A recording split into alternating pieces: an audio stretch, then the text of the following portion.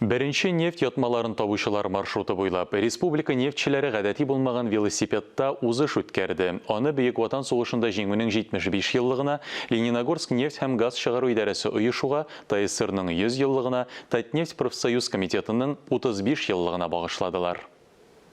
Велосипедтагы бу узыш өлкән буын нефтчиләргә хөрмәт, рәхмәт белдерү, яшь буынга игелекле традицияләрне саклап калу һәм тапшыру мөмкинлеге дип саный идарәнең профсоюз комитеты җитәкчесе Гомәр Яруллин.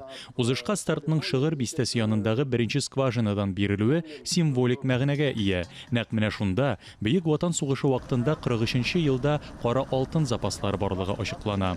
Узышчылар Ромашкин авылы янындагы 3нче скважинага кадәр барып җитте. Анда аларга массакүләм узышта катнашучылар кушылды. Әлемнәр тантаналы рәвештә яшь эшчеләргә, һөнәр осталыгы конкурсында катнашучыларга, нефть чыгару операторларына тапшырылды. Узышта катнашучылар 3нче скважинадан алып, грунт юллары, калкулыклар һәм уйсулыклар буйлап 15 чакрым ара үтеп, Лениногорскига кадәр килде.